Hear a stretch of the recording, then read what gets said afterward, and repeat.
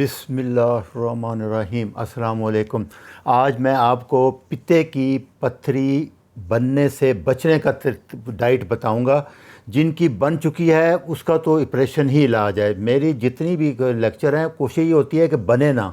اسی طرح باقی کیٹو ڈائٹ کا بھی فائدہ تب ہے کہ شوگر ہونے سے پہلے آپ شروع کر دیں۔ شوگر ہو نہ، بلڈ پریشر ہو نہ، ہارٹ اٹیک ہو نہ، فالج ہو نہ، جوڑ ڈیمیج ہو نہ، تو پہلے شروع کرنے ینگ لوگ۔ اسی لیے اس کا فائدہ بھی جن کو نہیں ہے ان کو بہت زیادہ ہوگا ڈائٹ اگر چینج کر لیں گے۔ ایک دفعہ بن جائے پھر مجبوری ہے، پھر وہ آپریشن ہے یا ختم بہت کم ہوتی ہیں۔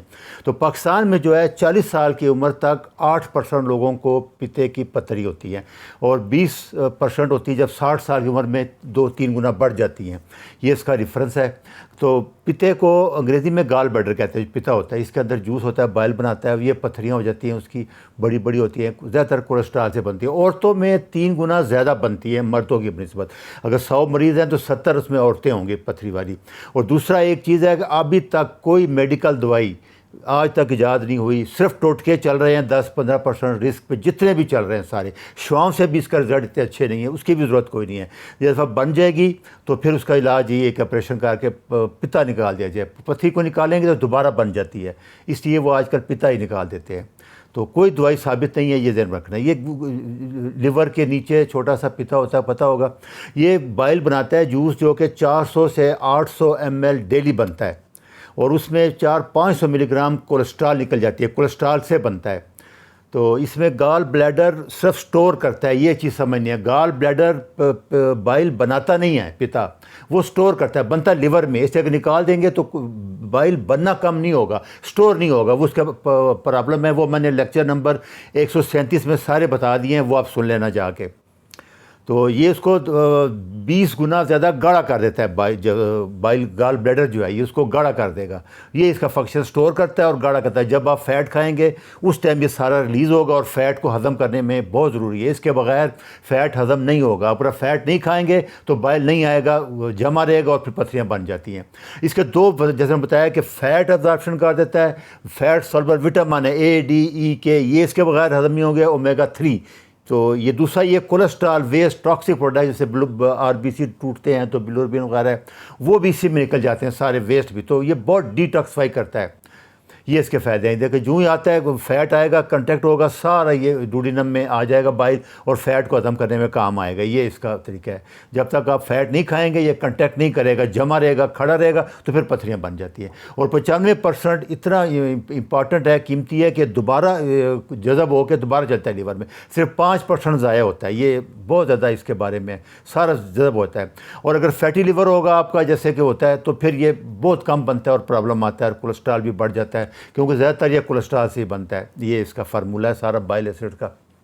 اس میں بڑے بڑے جو سمٹم علامات یہ ہوتی ہیں کہ ایک تو آپ کو رائٹ سائڈ پہ پستی کے نیچے درد ہوتی ہے، یا رائٹ شولڈر پہ درد چل جاتی ہے، کیونکہ فرینک نرو دونوں کی ایک ہی ہے۔ اور تیسرا الٹیاں، پیٹ اور گیس، سفارہ، اور یہ سارا ہضم نہ ہونا، یہ اس کے پرابلم ہے جو شروع میں ہوتے ہیں زیادہ تر۔ تو کیا اسٹون بننے کی ابھی جو 2024 میں جو چیز ثابت ہو گئی ہے وہ یہ ہے کہ ہائی کارب ڈائٹ اور کوکنگ آئل، یہ 2 چیزیں ہیں، یاد رکھنا۔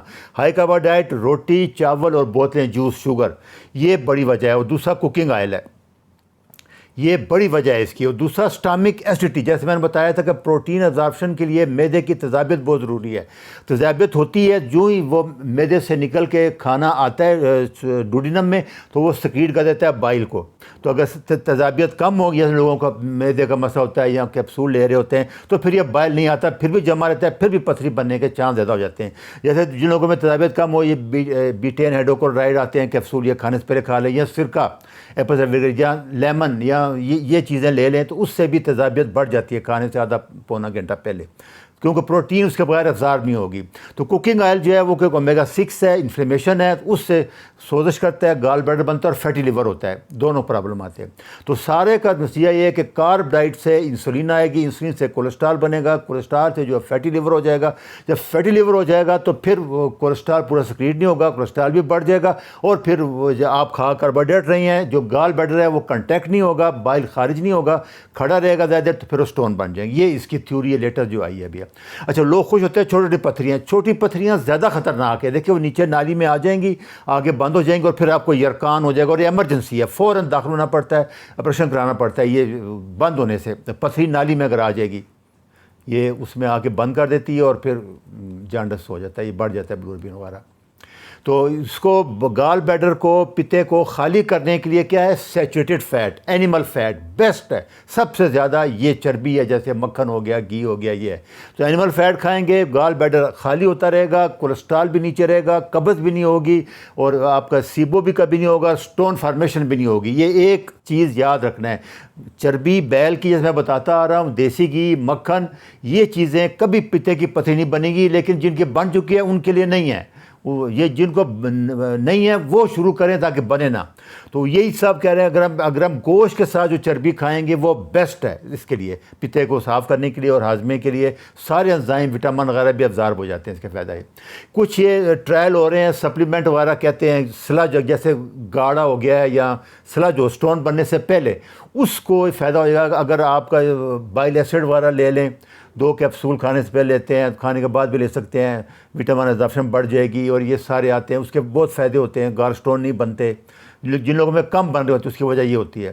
تو یہ گال بیڈر فارمولہ بھی آتا ہے اس کا، اس میں بھی سب کچھ شامل ہے، یہ سارا ملتا ہے، آکس بائل ہے، ٹوٹکا ہے، یہ سارے یہ اصل میں بائل ایسڈ ہیں، جن میں نہیں ہے یا جن کا پتا نکال دیا گیا ہے وہ بھی یہ لے سکتے ہیں ہاضمے کے لیے۔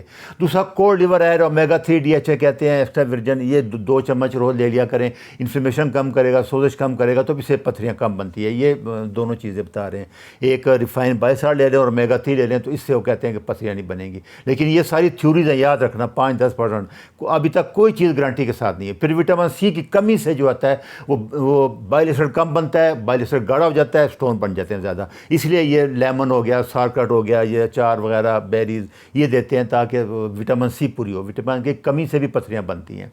دوسرا یہ پرو بایوٹک ہے، یہ بھی بہت ضروری ہے تاکہ گٹ کے بیکٹیریا ٹھیک رہیں۔ یہ 50 بلین CFU جو ہے نا ڈیلی لینے پڑتے ہیں، کم سے کم مہینہ 2 مہینے لے لیں، جن لوگوں کا اپسیٹ ہے اسٹامک ان کے لیے، یا کمچی لے لیں، سورکراٹ لے لیں، یہ سارے وہ اچار ہیں، فرمنٹڈ ویجیٹیبل ہے، یہ اس کے پرو بایوٹک ہیں، ایسیڈیٹی بڑھاتی ہیں ڈائجیشن میں، اور بائل ایسڈ بھی بڑھ جاتا ہے ان سے۔